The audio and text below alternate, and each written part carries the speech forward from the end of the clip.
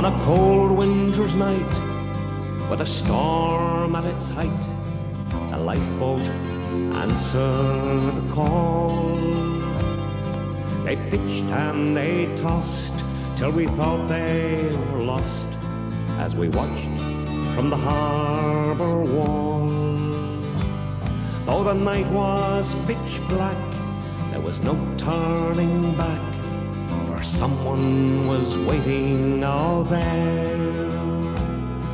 But each volunteer had to live with his fear as they joined in a silent prayer. Carry us home, home, home from the sea. Angels of mercy, answer our plea. And carry us home, home, home from the sea. Carry us safely home from the sea.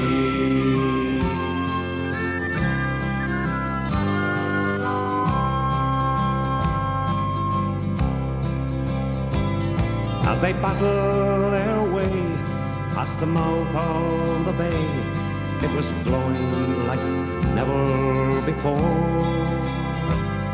As they gallantly fought, every one of them thought of loved ones back on the shore.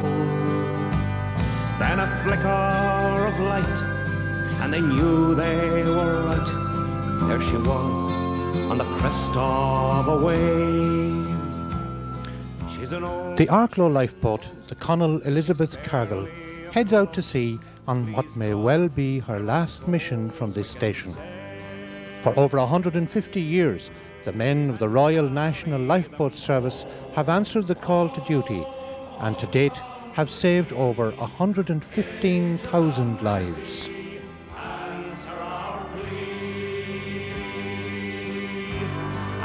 Carry us home, home, home from the sea.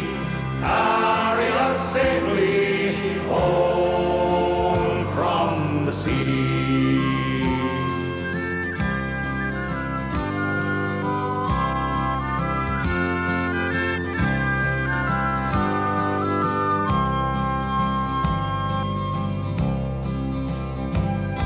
And back in the town, in a street that runs... Arklow was the first lifeboat station in Ireland.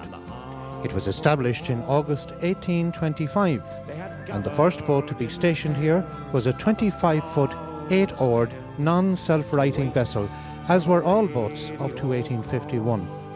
It cost £130 and arrived in Arklow on November 30th, 1826. No record of this boat ever being launched has been found, and in 1830 the boat was moved to Newcastle. All survivors on board, thank God, and we're homeward bound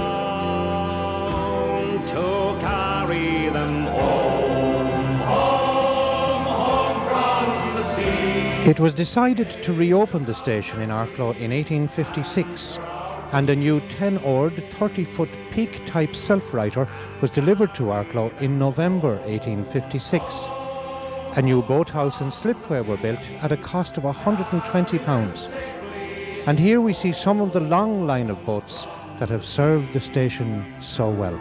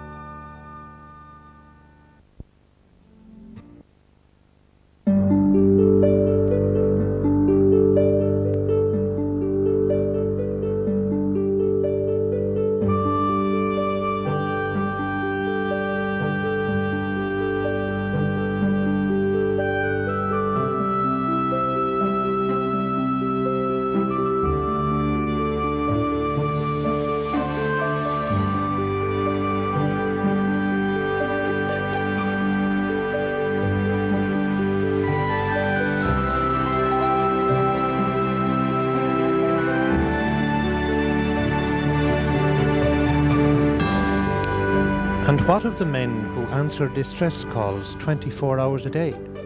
They are usually unpaid volunteers, ordinary men with seafaring experience who on a daily basis risk their lives to save others. Boathouses all around Britain and Ireland have an endless display of certificates and commendations which testify to the bravery and courage of these local heroes who unselfishly provide this service for those in peril on the sea.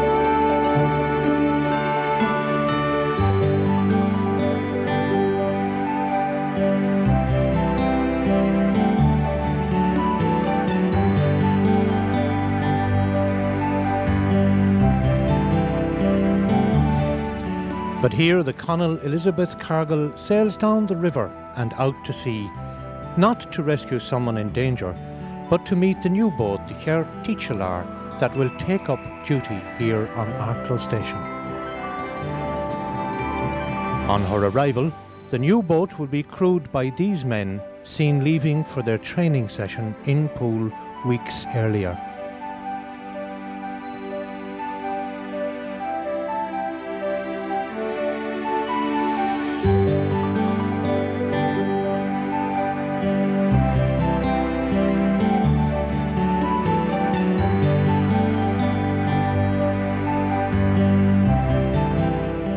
And so Arklow bids a fond farewell to the Conall Elizabeth Cargill as she departs, joining in history the illustrious line of vessels that have performed acts of heroism and bravery off the coast of Arklow for over 150 years.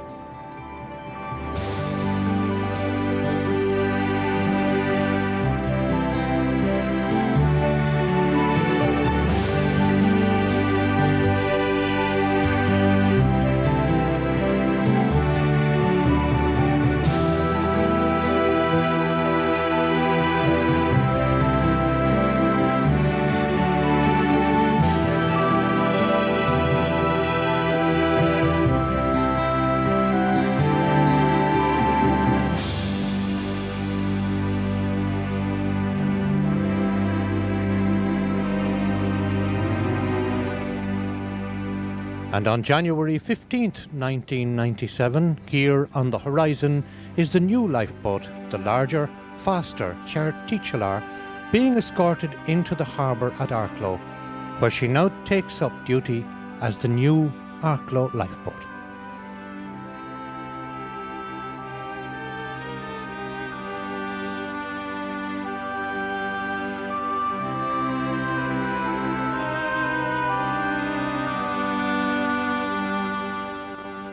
The boat was formally dedicated and handed over to the station at a public ceremony held on May the 10th, 1997.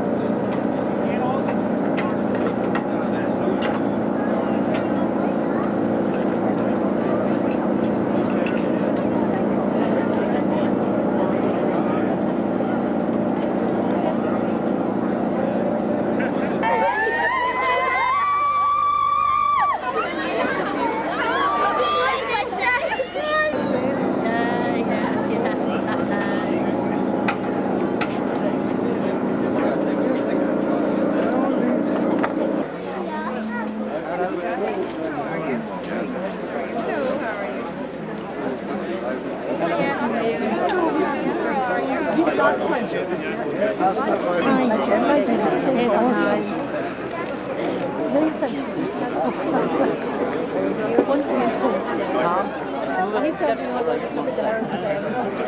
lovely. Let's go aboard. So who actually, who's the chief? Father Hannon, that's right. And Dr.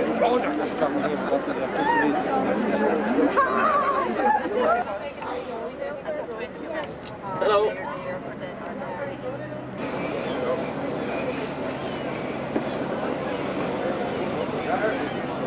Right, okay.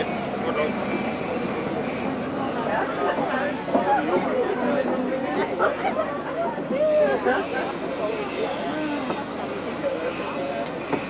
The day was wet and a lot of people came into the house, so you're very welcome to Arklow Boathouse. We hope you're going to enjoy the day apart from the weather. I think it'll take up hopefully when we go outside. It doesn't sound like that at the moment, but we're very optimistic.